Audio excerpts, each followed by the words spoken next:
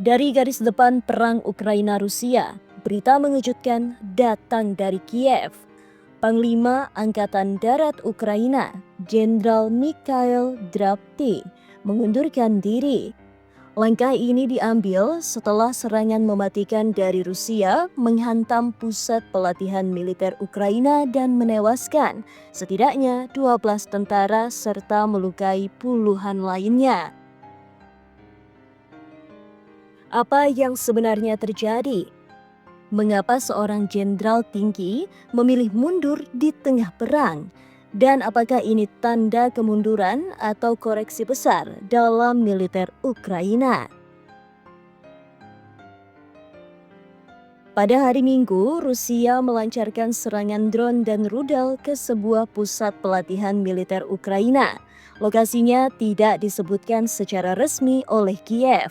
Tetapi, menurut laporan media Ukraina, Suspilne, serangan terjadi di dekat Novomoskovsky, wilayah Dnepropetrovsk. Kementerian Pertahanan Rusia mengklaim telah menargetkan 2 brigade mekanik Ukraina di lokasi itu.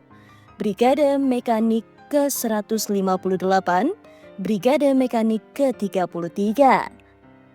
Mereka menyebut serangan ini sebagai bagian dari kampanye militer terhadap target strategis dan operasional.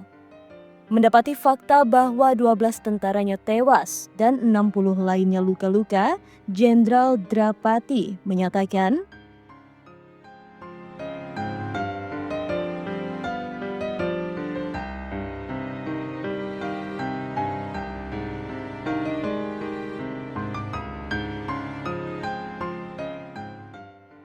pernyataan ini disambut dengan respek di kalangan publik Ukraina, meskipun juga memicu diskusi besar tentang disiplin militer, keamanan dalam negeri, dan efektivitas komando.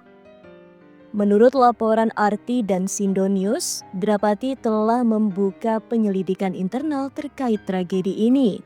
Bahkan sebelumnya, pada bulan Maret, Rusia mengklaim telah menewaskan hingga 150 tentara Ukraina dan 30 instruktur asing dalam serangan ke fasilitas yang sama dengan rudal Iskander M.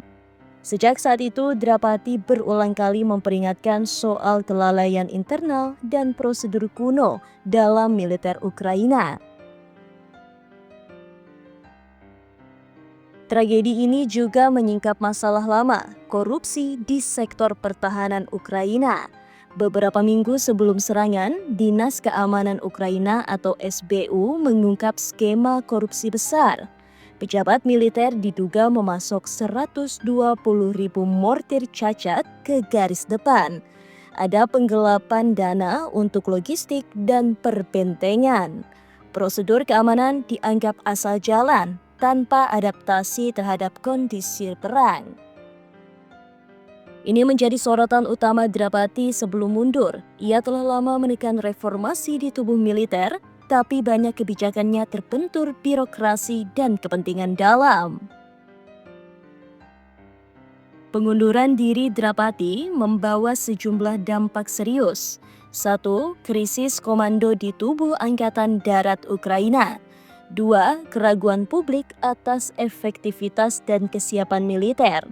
3. Peluang reformasi atau sebaliknya, resistensi lebih dalam. 4. Munculnya pertanyaan, apakah ada kegagalan sistematik yang lebih besar? Sementara itu, Rusia terus memanfaatkan kelemahan ini sebagai propaganda bahwa Ukraina tidak mampu mengelola militernya sendiri. Hingga video ini dibuat, belum ada pengganti resmi diumumkan. Namun, rumor menyebutkan beberapa nama dari satuan elit dan mantan penasehat NATO yang kini bekerja untuk Ukraina sedang dipertimbangkan. Pengganti Drapty akan memikul beban besar, memulihkan moral pasukan, menjaga kesatuan komando, dan membenahi sistem keamanan pelatihan militer. Pengunduran diri Jenderal Mikhail Drapty bukan sekedar simbolik. Ini adalah titik balik penting dalam perang yang telah berlangsung lebih dari 2 tahun. Ia mundur bukan karena tekanan politik, tapi karena tanggung jawab moral dan profesional. Sikap yang langka dan mungkin bisa jadi awal perubahan besar dalam militer Ukraina.